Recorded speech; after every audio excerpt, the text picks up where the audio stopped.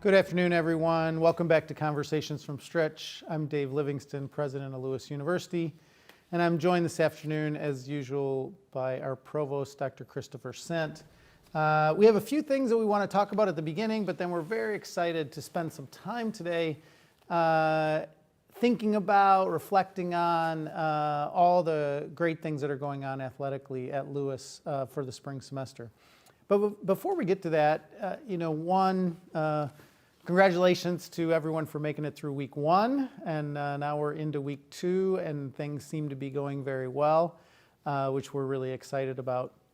I did want to just, again, re-emphasize a couple announcements that were made in university news this week and comment on them. We were recognized recently for our RN to BSN program at Lewis, recognized by an external organization, Nursing Process. The notion that Lewis has been identified by a national nursing organization that rates programs, and that our RN to BSN program has been identified as the best program in Illinois, and is on the list for within the national program. So among the best national programs for RN to BSN. And for those of you that don't really know how this works, so many nurses end up getting their RN, working in hospitals, working in doctors' offices, and then they come to the point where they want to get their BSN because the hospital or the clinic they're working in requires that. And so we have this very flexible program that allows students who are already working to be able to come back, finish their bachelor's degree, and get their BSN. So very excited about that. The other thing, and this is, we will be talking sometime in February about this in more depth, but I did want to say, both as you should have received this announcement. If you don't look at your email, you might want to check it out. This Saturday, there are going to be some power interruptions, and the reason for those power interruptions is because we're turning on the solar array. And the solar array, some of you have seen it out your windows if you're in certain residence halls, or if you're eating dinner or lunch in the Gaffney Center. You can look out and see the construction that's been going on. The array's fully been installed. We're just waiting for this weekend with a little less need for electricity, or it's easier a little bit to have the power go out on a weekend for just a short period of time as we connect things up. But the solar array is going to generate 1.2 million megawatts of energy on an annual basis, and will allow us to have 15% of our total energy consumption handled by the solar array. We're currently working on the possibility of also adding a battery system. These batteries, we haven't finalized that deal, but these batteries are the size of a container truck that would be on the back of a semi. But that would allow us to be able to store that energy during the day, and then at night when all of you are streaming your Netflix videos or staying up late studying, that electricity that comes from the solar array can be used at night even when there's no sun out there. So we're excited about both of those. Congratulations to all of our nursing faculty, everybody that works to make our nursing program go so well, and very proud of that, and excited about the solar array. So Chris, we have some updates on COVID. Yes, and hi everyone. Great to be here. I wanted to say a couple things. We're still working on next week's show, but we probably will focus on the solar array next week, and we'll maybe by the end of this half hour we will have more announcements about that, to talk about that, as well as some other sustainability efforts going on campus. And I also wanted to quickly mention that I had the great pleasure of attending last night the Restorative Justice event that was sponsored by the Grow Institute. We announced it last week, and I just found it sponsored by the Grow Institute as well as the Joliet Diocese, and I just wanted to mention that it was really inspiring to watch a range of different speakers talk about how restorative justice and work in Dialogue for Peace has really impacted their lives in our community. And then there was great discussion afterwards. Many members, huge thanks to Christy Billups and Jim Burke from the Grow Institute for hosting, but also just many members of our community, especially many students from our community were there, and it was just wonderful to see that. A couple of quick COVID announcements. My email today will emphasize the reminder to do the daily health screening. The daily health screening includes lots of specific questions about symptoms, so remember to not come to campus if you have any of the symptoms that are laid out in the daily health screening. We had to, because of the snow, we didn't do testing this week. On this Tuesday, we had to cancel that testing, or the Will County canceled it. And so we're resuming next week with our usual Tuesday testing in Lot GG. And remember, if you are a member of the Lewis community, contact the COVID-19 hotline if you'd like to be tested, and you can make a reservation through that. And then a quick word about vaccinations.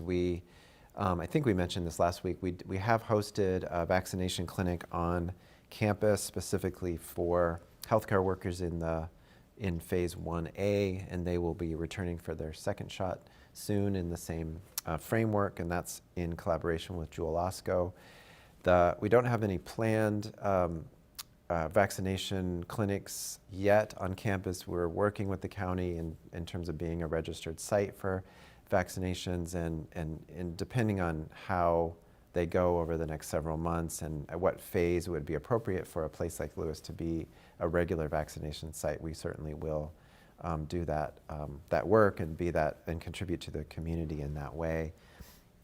As we've mentioned, several times, many members of our community have had the ability to be vaccinated through their occupation. I think our first guest is one of those, who is a healthcare worker, and our members of our police force and so on have had that opportunity either on campus or in local sites. So that's exciting. I do want to be clear that we have got really concrete feedback now that higher education is not included in Category 1B, which was our initial hope. So we will be in Category 2 as an institution, and we'll see how that plays out as the state gets closer to Category 2. Whether there will be more kind of nuanced gradations of Category 2 and what have you, and we'll just keep communicating about that as we go forward. So those are all my announcements about COVID. That's great. I have a couple more things that I want to note, and then we'll turn it back to Chris to introduce our guests. So, I forgot in my initial things that I did want to mention. Some people are aware, and we mentioned this a little bit last week, but just for our students, some people are aware that the Supplemental CARES Act legislation did pass. That has money in it for students. We are currently working through the criteria under which students will get a money that really is going to flow through Lewis University from the federal government because of the supplement to the CARES Act. And because people may be wondering, when is this going to happen? What's going on? I read about it in the news. We should have those decisions made by the end of February about what categories of students may receive how much money based on kind of the impact that they've had. So we'll probably talk about that a little more at a future show, maybe a short little thing once we get that figured out and can give you that information. But just wanted people to be aware that we are working on that. Lewis did receive some funding that will go to our students. Then I want to turn over to athletics, which is really the focus of our show today. I did want to congratulate Dana Schwarting, who's our coach for both men's and women's track and field, both indoor and outdoor, has been elected as the president of the NCAA Division II Track and Field Executive Committee. So another one of many people at Lewis University who serves on the national stage to represent their area. And so Dana's just done an amazing job over the years as head coach, and we're excited for him to be in that leadership role. So congratulations, Dana, and thanks for all the work that you've done and will continue to do for Lewis. A few updates on athletics that are going on in general, and then we're going to talk to a couple of our guests about some of the ways in which we're making sure that this can all be possible. So Friday night is senior night for the swimming team. We're excited for them. Congratulations to all of our seniors. So grateful for all you've done over the last number of years, and hope that that it's a great swim on Friday night. Men's basketball plays Saturday against Southern Indiana. That game was postponed, and we'll be actually talking a little bit more about basketball in a few minutes here from Thursday night, and now it's Saturday. I'm really looking forward to that game because I watched the last one, and it was a little bit, anyway, very exciting. It's the great matchup between our teams. Women's basketball had a really nice victory this Tuesday against Lindenwood, and they're off until February 5th, so they have about a week without a game. Men's volleyball is 3-0 so far this year. I also saw that Mitch received a recognition as a National Player of the Week, so congratulations to Mitch for that qualification. And they play St. Francis, but I think this is St. Francis from Pennsylvania, so not St. Francis in Joliet, but St. Francis tomorrow night. And then women's volleyball, we're really excited. Women's volleyball starts up their season Friday against Southern Indiana. And of course, as many of you know, and we'll talk about a little bit more here, almost all of our teams are going to be starting up sometime in February. It might be really late February or first week of March, but February is going to be an incredibly busy month athletically. And Dr. Sin, I know that all reports through you. We've brought a couple guests on to talk a little bit about athletics, how we're prepared for it, and to honor some people who have are appropriately been honored by others. So, maybe you can introduce our guests and talk a little bit about athletics. Yeah, great. And looking forward to talking to our guests. Listening to you talk about the calendar kind of coming up maybe is a good time to remind people that there are no fans at the matches and the games currently, but please go to the athletics website to look at different ways of watching or listening on the radio to the broadcast of the events. This is a great time to watch from home or to listen from home and listen to our great skilled commentators call the games and so on. So I'm really happy now to welcome our first guest, Jennifer Janczak, our head athletic trainer. And if we could bring her on, that would be great. Hi, Jen. Nice to see you. Nice to see you. Hey, Jen, thanks for joining us. Yeah, thanks for being here. It's great to see you here on the balcony or whatever we call that place that we have in our gym. So we will try to be somewhat brief. We have a lot of questions for you. We'll try to control ourselves a little bit with the number of the questions, but we also want to tell everyone that one thing we want to achieve today is just introducing people in our community to the rest of the community. So for people who don't have to interact with athletic trainers or with Jen in particular as a regular day-to-day business, which I know many of our community members do, we'd love to just maybe get the community to know you a little bit initially. So if you could just tell us sort of where were you before you came to Lewis? How long have you been at Lewis? And that kind of, how did you get here? Oh, thank you. I started here about 12 years ago. I was working at Loyola Medical Center with our team doctors from here at Lewis, Dr. Tonino and Dr. Choi. And Lewis needed some help. They asked me to come out and help the athletic training department. After being here for a couple of years, there was an opening for the head position, and Dr. Planek hired me, and I've been here, I think it's 8 years now. Really happy to be here and happy to continue my relationship with Loyola University and the physicians. Well, thank you, and I just want to say it's been incredibly helpful that such an experienced person has been here this year dealing with what we are confronted with COVID-19. So, I mean, I cannot thank you enough. I just really want to say that here, because you've been such an incredible leader guiding us and guiding athletics with Dr. Planick's support through a bunch of new challenges. So I guess that's what we kind of want to first ask about is how has it been for you, and how are things different than they normally would be? It's a little more hectic than it's been in the past. We have a lot of athletes back this year.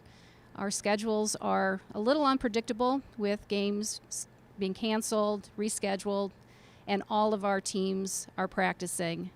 But the staff has been amazing, so flexible, changing, personal activities so that they could be here to cover, to go on the road. The students have been fantastic with their patience and allowing us the time to figure out what's going to work best for making sure we're able to give them the care and attention. They've been wonderful about communicating with us. And of course, the staff, the coaches, communicating with us, allowing us to work with them to reschedule events and make sure that everybody is getting the care that they deserve.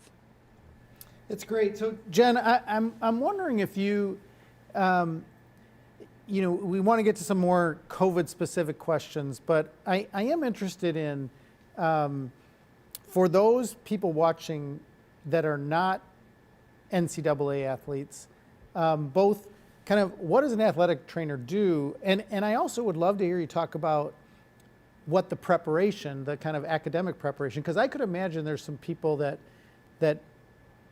do intramurals here, love the athletic world, don't necessarily interact with athletic trainers in the same way, who might want to actually become an athletic trainer. And there's probably some of our own athletes that maybe never stop while their ankle's being taped to say, now, how do I become an athletic trainer? So could you talk both about what you actually do and you and your team does on a week in and week out basis, and then what the kind of preparation is to become this in terms of this profession? Well, athletic trainers at the collegiate level are responsible for the health, safety, and well-being of the student athletes. So that encompasses everything from immediate care and first aid, evaluating injuries, rehab, hopefully being able to spend some time in helping the athletes avoid injuries by working with the strength and conditioning, working with the coaches to make sure that our athletes are strong, they're prepared for what they need to do. And then we have other things that we do regarding nutrition counseling, mental health, and wellness. It's a pretty broad approach to athletics, and I think that it is something that a lot of people are interested in. It is a lot of hours, it's a lot of work, but it's very, very fulfilling. And as far as getting into the profession, it is an accredited program now. There are many, many universities around the country that offer it as a program. It is going into a master's program, entry-level master's. And it does require clinical work, both often in PT clinics and in the athletic training setting to prepare to do the job. Yeah, that's great. Thank you, Jen. Yeah, thanks. That's really helpful and really important work. So a couple questions about COVID before we let you go. So I think a question a lot of people ask is about surveillance testing and how we do it at Lewis. You hear about that a lot on the news. So the NCAA and the GLVC both have a kind of guidelines around this, but we have our own ability to interpret them and practice them or do our own version of it to some degree. So I'm just wondering if you could clarify how exactly Lewis goes about surveillance testing of athletes. Currently, we are using an antigen system. We are surveillance testing our court sports weekly at 100%, and then our teams that are considered a moderate contact, 50% of the teams each week. We are going to test everybody before we go on the road, so there's a lot of testing to come. And we're very excited because we're going to get away from antigen testing, which we have been doing ourselves with the help of our student nurses. And we're going to be becoming involved with Illinois Shield from the University of Illinois. And we're going to be moving to PCR testing on campus twice a week. So that's very exciting. It's going to give us a better opportunity to gather information, to have a lot more confidence in the testing that we're doing, and it's going to free the athletic training staff up. Cool. Yeah, so we just had a question that came in, Jen, and I've watched a lot of the contests, so I know that I know there's multiple answers to this. So do athletes need to wear masks while they're competing? And is there a difference between whether they're on the sidelines or kind of on the court? And whose choice is that, whether they wear a mask? Different sports have different regulations, and some of the determination is left up to the coaches in consultation with our team doctor, Dr. Choi, and the athletic training staff. Everyone who's on the sidelines, not only student athletes, but coaches and support staff, are mandated to be masked when they're on the sidelines.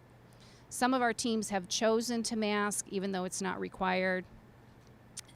This year, for men and women's volleyball, it is a requirement. But we're trying to work with the teams and the coaches to see what's appropriate for that particular sport and that particular athlete. We do have some athletes who struggle with masking due to health reasons, and we're trying to work with them to ensure that they can participate safely and effectively and make some alterations if need be for face coverings. That's great. Thank you very much. I think that's maybe it with, Jen, thanks so much again for joining us. This has been really informational. And as Chris said at the beginning, we want to introduce people to some of our key professionals around campus that make the whole university run. So thank you for all you do for our athletes, but also for your team of other athletic trainers, as well as, of course, our physicians at Loyola, the whole team that keeps our athletes safe and healthy and able to compete at such a high level. So thanks for joining us today. Thank you. Thank you, Jen. So while our next guest takes over the seat that Jen was just sitting in, I will introduce him, unless you want to reflect a little bit about. Maybe I'll repeat what I heard her say about surveillance testing, because I know that was pretty specific. And so we are what she called the court athletes, the athletes who are competing in the gym, are being surveillance tested. 100% of them are being tested every week. 50% of the rest of our athletes, who largely practice and compete outdoors, are being tested every week. And then before travel, in competition off campus, our athletes are being tested or will be tested when their sports start. So our next guest is Scott Trost, and I have somewhere in my notes an introduction for him that I want to read, because it's amazing. Impressive. It's really impressive. Really incredible. And I know a lot of people know Scott in our community because he's been such a great part of it for so long, but they may not know everything, and I'm not going to say everything because there's so much, but he's in his 15th season at Lewis, was at Illinois Wesleyan before, is the all-time winningest men's basketball coach in Lewis history. He's coached the Flyers to 5 20-win seasons, 5 NCAA tournaments, averaging 19 wins a year during that whole span. 3 Great Lakes, 3 GLVC championship games, and including back-to-back in 2016 and 2017, and winning the title in 2016. But the reason why we're having him on now, not only because of it's basketball season, and it's always a good time, great to talk to Scott, is that he was named in December as by the Illinois Basketball Coaches Association to its Hall of Fame, and he will be inducted later this year. So now we get to introduce Hall of Fame coach Scott Trost. Hi, Scott. Hi guys, how you doing? Scott, thanks so much for joining us. It's great to see you. Great to see you in the gym. Thank you for the 15 years and the many more ahead of us, and all the ways that you've, really, I know, because you and I have talked many times over the last 5 years about the way in which you mentor your student athletes. I mean, you're somebody who takes seriously the role of mentoring students and helping them to become, really impressive men in our community. So thanks for all of that. I appreciate it, and it's been a great run here for 15 years. I've been fortunate to have coached some really, really good kids, and we've had some success. But I think the main thing, like you said, Dr. Livingston, is the ability you have to impact young men, and sometimes it's not always easy. Tough love sometimes it takes, but I think can look back over 15 years and be proud of the young men that we've produced, and I know Lewis can be proud of those guys as well. Oh yeah, we're incredibly proud of them. Absolutely, and and especially this year. So I guess we're curious about what are your impressions of some of the additional challenges of this year and going into the season during this COVID crisis? And I asked that question, in relationship to basketball, but also in relationship to what you just talked about when the student athletes are just have a lot of challenges in front of them. There's been a lot of challenges, no doubt, and everybody's facing them. And I give our guys a lot of credit to remain diligent. I don't think we've had a positive test since November, knock on wood, but I think for the most part our guys have worked extremely hard to get to this point. It's not easy to go out and be able to compete, stay socially distanced, stay masked, not go out and do stuff with their friends when they go home. So I give our guys a ton of credit, and it has been difficult. We can't go in our locker room. We can't, do things that we're used to. Weight room's been different. So there's been a lot of challenges, and for our guys to get to this point, 12 games in, without any, real disruption, I think is a credit to them and what they've been able to accomplish. But it's been challenging, and but if they want to play, then there's certain things they have to do, and our guys have done that. So Scott, I'm interested in how you're. So one, thank you, because again, it goes back to leadership for you to kind of instill in them that they have to work as a team relative to COVID, which is really what you're saying. I mean, to go since November without having a positive case means that they're all behaving, not just, you can have all but two of them behaving and it can mess up the whole team. And I think that's part of your leadership and your coaching staff's leadership. But maybe we can get into just, how are you feeling about this season? I mean, I've been to many of the games in person, the ones that have been here. And you've my heart's been ripped out of my chest a couple times this year, as I'm sure yours has. And then we've had some really great wins. I'm really looking forward, like I said before the program opened, to watch Saturday's game, because the last time was such an intense. I mean, I just feel like the matchups are really great against Southern Indiana. So maybe you just talk about this season and what you want to see in the second half of it. Well, I think we started out well. I think we were 6-2, had some big road wins, and then we've struggled here lately. I think we're 6-6. So, as the saying goes, you are what your record says you are. I think we haven't been playing as great as of late. I do think the lack of our ability to get together in the fall and do stuff hindered us a lot. We have 9 new guys, so to get those guys all on the same page has been difficult. To get them to learn our system and how to play at this level, what it takes to play at this level has been a challenge.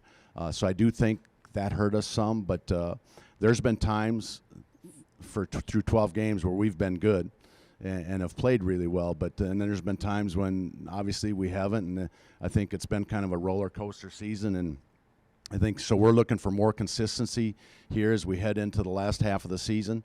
We got a tough schedule, but I think we're 5th in the points system now in the way they calculate points and who determines the conference tournament. We're 5th, so we're in decent position there. But we have some tough games coming up, and I know our guys. Last 2 days we've had really good practices, and we got to be better. We got to try harder, and I think our guys are up for the challenge. And it starts against University of Illinois Springfield here on Saturday, who beat us at their place. So present a big challenge for us. But I'm looking forward to the second half and seeing what we can do. So, Scott, I know you, like you said, you have 9 new players without having the same prep season, the same ability to kind of get to know each other as a Right. team. And you have some, I've been watching it just for 5 years, but there's some amazing talent out there. I mean, Connor, who obviously his family has, we're here, and so he's a legacy guy. Correct. But he came from a Division I program. I just, the talent is pretty amazing. But I wonder if you think, that is it more about getting the team to play as a team versus the talent of the individuals seems incredibly high this year? So that's a good point. I think, for 15 years we've been pretty consistent here. I think 13 years winning seasons, and then last year we took a dip down a little bit and had a losing season, 13 and 15. And I think last year our talent level wasn't what it was used to. And I do think our talent this year is higher than it was last year. But we need to get those guys understanding how we play, what we do, our culture, and to get them all on the same page. And I think that, to be honest with you, has been a struggle at times. And I think we're making strides, we're making progress, but there's an incredible amount of talent in this league, and I think this league doesn't have to take a backseat to anybody when it comes to basketball. National champions, we've always said, if you can compete in this league and compete for a championship in this league, that puts you on a national stage. And we've done that, but our talent level this year is better than what it was last year. Now we got to get them all on the same page, buying into what we're doing, believing in each other, learning to play together, and how hard it is to win games here, and how hard it is to win in this league. And I think guys are learning. We're trying to work in some really talented young freshmen too, but it's taken probably a little bit longer than I would have anticipated. Scott, you're talking. You mentioned a lot, or both of you have just talked a lot about all the incredible players we have, and we know that comes from hard work by you and your staff in terms of recruiting. This must be a really strange year for recruiting. I mean, high schools and other other leagues out there that you work with probably are having even more difficulty than we are in terms of being able to compete. So just how is that even working right now? It's a good question. I don't. I feel so bad for these seniors in high school right now. I mean, I think they just opened it up yesterday or 2 days ago now, where they can practice, but it's been difficult for us to get out, and can't go to any games, can't watch practices. Junior colleges have just started up, so and then the NCAA has granted every kid on our team, this current team, a waiver, so they have the opportunity to come back next year, in conjunction with how I feel. But so that's going to limit scholarships. So it's tough, and I don't like right now for our recruiting. Guys will call and say, "Hey, are you interested?" Yeah, we're interested, but to be honest with you, I'm not sure how many scholarships we have, and we may not know that till April, or March, when our season is over. So it's a difficult situation, and but everybody's pretty much in the same boat. Try and sell the school and sell the program when you have an ability or when you have a chance to talk to these kids, and we're involved with some good guys, but everybody for us is kind of on hold right now till we know for sure what our returning roster looks like. And but it's a challenge, no doubt. And like I said, I feel really, really bad for these seniors in high school, and the opportunities are going to be diminished for them just based on what the NCAA has done and stuff like that with our current teams. So, Scott, maybe, we started with congratulating you for entering into the Illinois Basketball Coaches Hall of Fame. Could you just say a little bit about the coaches that were really influential on you in terms of your kind of coaching style, who you looked up to or still look up to? Because now you're one of those people that other coaches look up to, right? I don't know about that. Well, I think it is. I think it's true. You're somebody that people can look up to and say, here's one of the great coaches. But obviously, when you were over the last 15 years and even before that, you look to other coaches as kind of role models. So could you talk about a couple of those that you? Well, I think, I've tried to take a little bit from everybody that I've either played for or worked with. My high school coach was very influential in me deciding to go into coaching. And then I guess the guys I've worked with, Dan McCarroll won national championships at North Park. I coached with him at Mankato State. Jim Weitzel, who coached here, and I coached with Jim at Elmhurst. I think those guys, Steve Fisher, and my experience at Michigan, obviously, taught me how to do things and probably not what to do so much.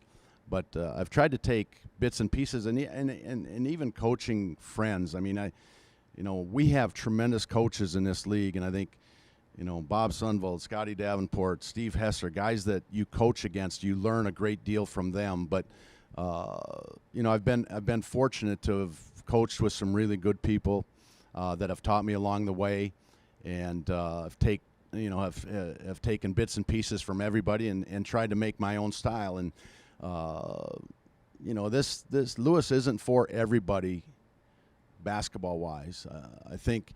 If they want to come and kind of have a country club atmosphere, this may not be the place for them. If they want to go to a party school and party and not focus on academics and basketball, I tell kids straight out, don't come here. This isn't for you. So I think we try and look for a certain type of kid, and that, what I'm looking for has been built over a period of time, and mental and physical toughness, and we've been able to attract that type of kid to come here. And one thing I want to say too is, like, whatever wins you have and what you accomplish, it's not because of me. It's not because of just our players. I think what you need to be successful is a lot of great people around you. You need a lot of resources. You need an administration that's going to support you. You need all those things to come together if you're going to be a really, really good program. And we've been fortunate to have had that where I have been. And, I just want to say that you can't do it by yourself. And I think coaches get a lot of credit. First and foremost, the credit goes to the players, but you need a lot of people around you and a lot of support to make this work. Yeah, it's really well said. And maybe that's the place to end this, because I think, we just talked to Jen before this. I know you passed the mic off and stuff, but John Planick, Tim, all the people, without athletic trainers, without athletic administration, you couldn't do what you do. And I appreciate you saying it that way. So, congratulations again, Scott. Thank you so much for joining us.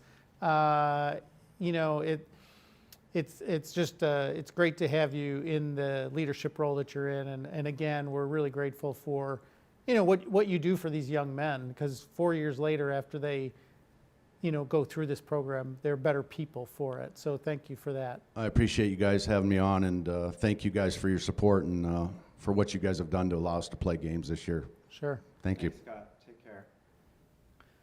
Great. So, Chris, any last comments you want to make today? That was just really interesting to get to engage with them a little bit and hear things from their perspective. And again, it really comes back to in both cases about supporting individual student lives Yes. in the most holistic way possible.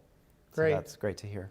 Well, so we'll wrap up the show. I just want to say thank you again for joining us. Grateful to have you. I will say again, please stay healthy and safe. Do all the things that we normally say. Make sure you keep your social distance, wash your hands, wear your face covering. Stay healthy, stay safe. I think we might get a little more snow this weekend, so stay safe on the road. Keep studying and have a wonderful week, and we'll see you the same time next week. Many blessings to you and your family.